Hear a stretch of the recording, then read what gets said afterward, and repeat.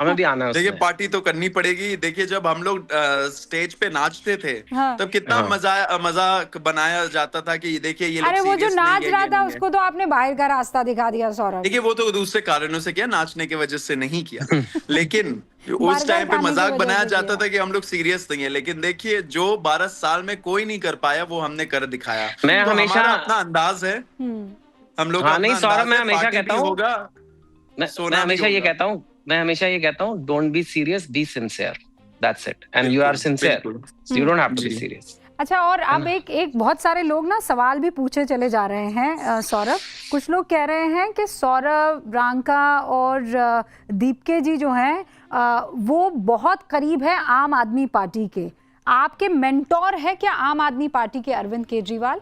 इसका देखिए जवाब। ये तो हम लोगों ने पब्लिकली डे वन पे ही बोला था कि दीप के आम आदमी पार्टी में 2 साल पहले काम करते थे, 2 साल पहले तक। आशुतोष रांका भी 2-3 साल पहले तक वो एक्टिव मेंबर थे, उसके बाद वो एक्टिवली काम नहीं कर रहे थे, अपना एनजीओ वगैरह चला रहे थे। मैं तो जर्नलिस्ट हूँ, आप मेरा बैकग्राउंड उठा के देख लीजिए, मैं रोज मतलब हर 15 दिन में एक आर्टिकल लिखता हूँ। तो ये मेरा तो कोई रोल था ही नहीं इन सब चीजों में। देखिए पास्ट एसोसिएशंस रहते हैं लोगों के, उसके लिए आप किसी को नेगेटिव नहीं बोल सकते हो। आम आदमी पार्टी भी अगर रहा, कोई आतंकवादी संगठन तो है नहीं, पॉलिटिकल पार्टी ही है।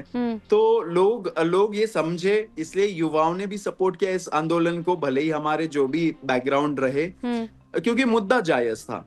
तो ऐसा नहीं है कि आम आदमी पार्टी का पास्ट एसोसिएशन था तो ये आंदोलन में कुछ उसका इन्फ्लुएंस हुआ है। अच्छा, सोनम वांगचुक से आप लोगों की बात हुई सौरभ? आज तो नहीं हो पाई क्योंकि आज तो बहुत ज्यादा मुश्किल था, पूरा दिन बहुत ज्यादा काम था हमारा। लेकिन डेफिनेटली हम लोग इन टच थे। देखिए शुरू में तो सरकार ने इलीगली उनको डिटेन कर रखा था हॉस्पिटल में, सफदरजंग हॉस्पिटल में 8th फ्लोर में थे वो, तो पूरा पुलिस लगा के नाकाबंदी करके उनको रखा गया था। तब उनके पास फोन भी नहीं था, जब मेदांता में गए तब फोन आया उनके पास, तो बातचीत तब हुई हमारी। और अब जब आप मुलाकात करेंगे तो क्या उनका फेवरेट खाने को लेकर जाएंगे सौरभ? वो भी 26 दिन अनशन पर रहे हैं सौरभ, 26 दिन। देखिए सोनम जी बहुत फ्रूट्स बहुत पसंद करते हैं। जब वो हंगर स्ट्राइक पे थे इतने 26 दिनों से, तो बीच बीच में बोलते थे कि, जैसे हम लोगों ने एक वर्ड यूज कर दिया था कि sir this meeting was not very fruitful. तो उन्होंने बोला कि मुझे कुछ समझ में नहीं आ रहा, बस फ्रूट फ्रूट वर्ड हमें मुझे समझ में आ रहा है। तो फ्रूट्स लेके जाएंगे उनके लिए। लेकिन एक चीज जरूर बोल दूंगा कि उनका जो फेवरेट एक स्लोगन था जो उन्होंने फर्स्ट स्पीच में भी एंड सारे स्पीचेस में बोला, वो मैं दोहराना चाहता हूँ। प्लीज।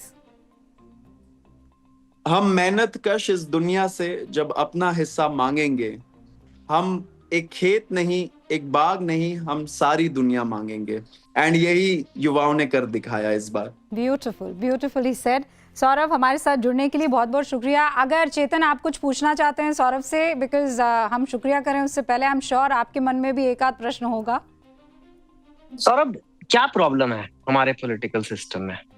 क्यों हमारा देश बार बार इन चक्रों में फंसता है? इतनी करप्शन क्यों है? ये मैं, आप तो बहुत लोग जेनजी वालों के साथ दिन रात आप बैठे हो, आप लोगों का क्या रीड है? क्योंकि मुझे लगता है हम लोगों ने आपको नहीं सुना और हमारे पास सारे आंसर्स नहीं है, तो हमें आप लोगों को ज्यादा अच्छे से सुनना चाहिए और देश को भी आपको सुनना चाहिए। क्यों लगता है हमारे देश में, हमारा देश क्यों बार बार ऐसे करप्शन या लैक ऑफ अकाउंटेबिलिटी या जो भी ये इश्यूज हैं होते रहते हैं? क्योंकि जो अच्छे लोग हैं ना, वो लोग पॉलिटिक्स में रुचि नहीं रखना चाहते। जैसे बहुत बार हमें क्वेश्चन पूछा जाता था, क्या ये राजनीतिकरण हो रहा है इस मामले का, क्या राजनीति खेला जा रहा है, क्या ये राजनीतिक आंदोलन है? तो हमने जो एक नेगेटिव कॉनोटेशन दिया है ना वर्ड पॉलिटिक्स को, तो इसके वजह से अच्छे लोग जुड़ना नहीं चाहते, सिस्टम में नहीं आना चाहते हैं। हम लोगों ने शुरू से बोला कि हमारा जो आंदोलन है वो एक पॉलिटिकल यूथ मूवमेंट है। अगर सरकार कैसे एजुकेशन सेक्टर को में सुधार लाएगी, वो एक कानून पास करेगी, एक पॉलिटिकल पूरे डिस्कशन और पॉलिटिकल पूरे लॉ लॉ निकाल के पॉलिटिकल सिस्टम से उसको इम्प्लीमेंट करेगी एक पॉलिटिकल सरकार। अगर उसमें कोई प्रॉब्लम हुआ तो कोर्ट में जाएंगे, जो एक पॉलिटिकल इंस्टीट्यूशन ही है, तो जवाब भी उसका पॉलिटिकल ही होगा। तो ये नैरेटिव हमें चेंज करना पड़ेगा कि politics is dirty, politics is bad. तो वो नेगेटिव कॉनोटेशन हमें हटाना पड़ेगा। ऑफ कोर्स सिर्फ ये मुद्दा नहीं है, सोशियोलॉजिकल रीजंस है, बहुत सालों की गुलामी है, बहुत दशकों की, उसमें भी हम लोग कुछ तरह से वायर्ड है उन सब चीजों में। इन सब चीजों से हमें ऊपर उठना पड़ेगा।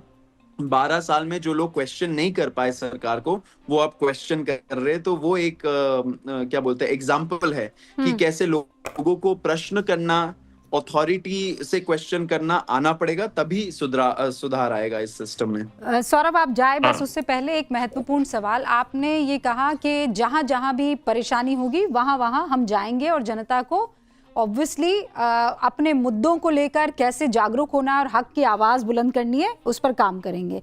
पेपर लीक तो हर जगह की प्रॉब्लम है, मतलब चाहे आप केरल चले जाइए, हिमाचल प्रदेश चले जाइए, कहीं भी, किसी भी, पंजाब, तमिलनाडु। तो क्या आप अलग अलग राज्यों में भी जाएंगे? पंजाब में पुलिस ने लाठियां भांजी, क्या वहां के प्रशासन से भी आप सवाल पूछेंगे, सिस्टम से सवाल पूछेंगे?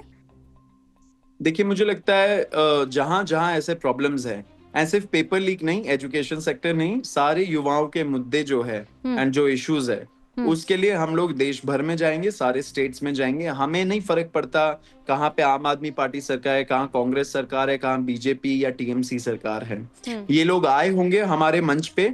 हम लोगों ने स्ट्रिक्टली बोला था सारे पॉलिटिकल पार्टीज को, पॉलिटिकल भाषणबाजी आप मत करिएगा, यहाँ से युवाओं के मुद्दे उठाइए, पेपर लीक का मुद्दा उठाइए, उनके साथ सॉलिडारिटी में खड़े रहिए। तो आपको हमारे मन से कोई पॉलिटिकल स्पीच नहीं मिला होगा, एंड विद एन अंडरस्टैंडिंग कि जब टाइम आएगा सबसे जवाबदेही मांगी जाएगी। तो हम लोग सारे युवाओं का मुद्दा सारे स्टेट्स में कटिंग अक्रॉस पॉलिटिकल पार्टीज हम लोग उठाते रहेंगे। सौरभ, मैं बस एक चीज बोलूंगा कि ये वही देश है जहां इतना भ्रष्टाचार होता है, हर सरकार में इतना गड़बड़े होती हैं, लेकिन ये वही देश है जो सडनली नए लोगों को मौका भी दे देता है।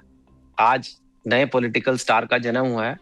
मैं बस यही बोलूंगा, आपने प्यार तो, हम लोगों को प्यार तो आप लोगों से हो गया है, दिल तो आपने जीत लिया है, बस इस दिल को ना तोड़ना मत। नहीं, डेफिनेटली नहीं। मैं आपकी बात नहीं कर रहा। बड़ी गहरी बात कह गए चेतन भगत, बड़ी गहरी बात कह गए। देखिए, हमारे one of the most accomplished writers है, तो उनका तो बनता है। नहीं, बहुत ऊपर जाओगे, जाना मैं चाहूंगा, हम दो रूबिका और मैं दोनों चाहेंगे आप प्रोग्रेस करें, बस दिल मत तोड़ना इस जनता का। उम्मीद नहीं तोड़ना। रूबिका जी, आपसे भी एक अगर सवाल कर लूं, रूबिका जी, हाँ, आपके क्या एक्सपेक्टेशंस है हमारे से, ये बता दीजिए। नहीं सौरभ, देखिए सच में जब कॉकरोच जनता पार्टी बनी थी तब हमने यही सोचा था कि भाई अब ये युवा आए हैं, कॉकरोच जनता पार्टी जैसा नाम दिया है, क्या चाहते हैं, क्या करेंगे।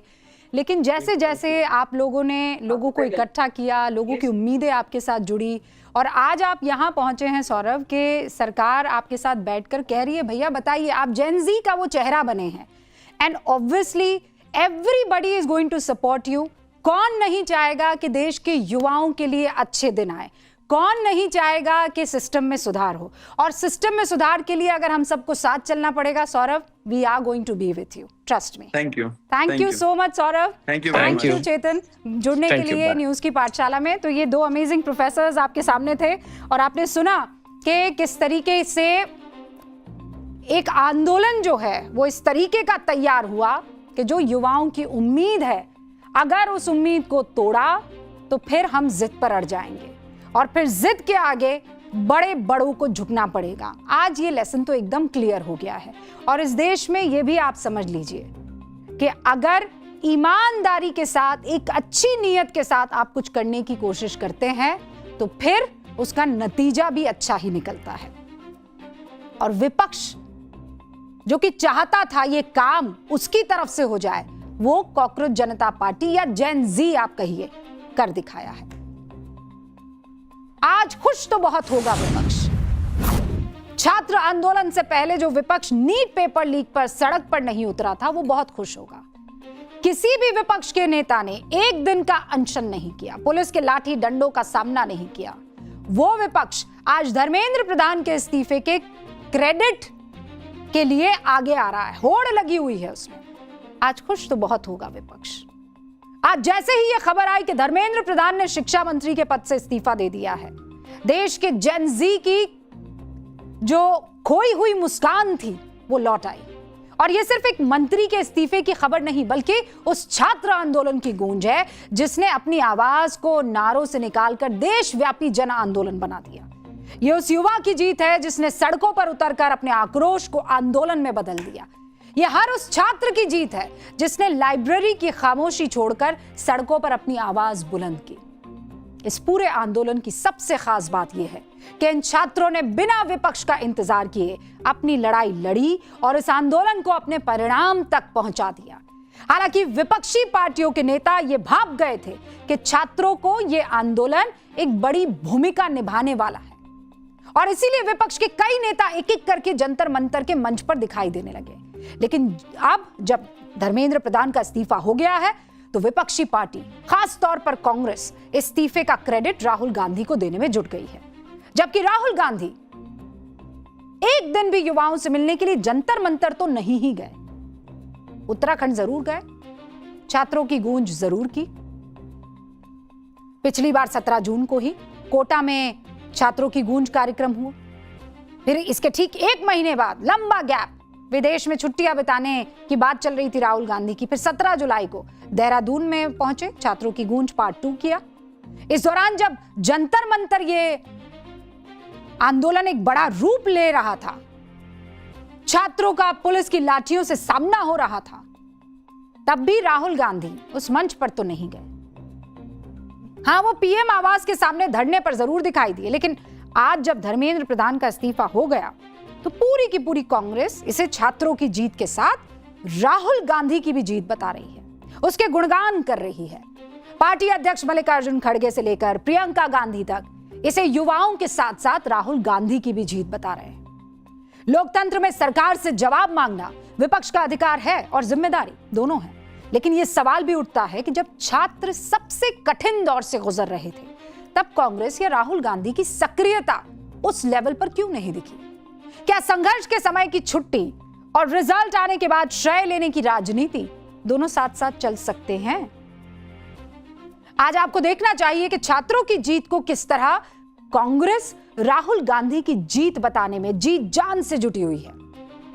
यह तो वही बात हो गई ना, मेहनत किसी की, वाहवाही किसी और की, पसीना किसी का, लेकिन तालियां बटोरने कोई और आ गया।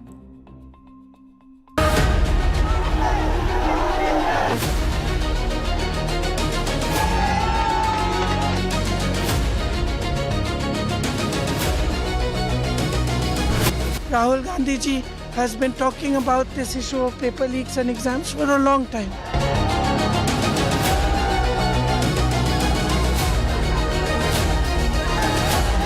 राहुल गांधी इस मुद्दे को तब उठा रहे थे जब कोई इस मुद्दे पर बात भी नहीं करता था।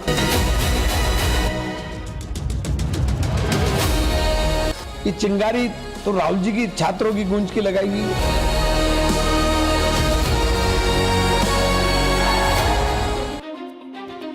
आज इस आंदोलन ने साबित कर दिया कि जब युवा अपने हक के लिए एकजुट होकर खड़े होते हैं, अपनी आवाज बुलंद करने के लिए, तब उन्हें किसी राजनीतिक सहारे की जरूरत नहीं पड़ती। इस आंदोलन ने यह भी सिद्ध कर दिया कि जब छात्र एकजुट होता है तो अपनी बात देश तक पहुंचाने के लिए विपक्ष के कंधे को नहीं ढूंढता है।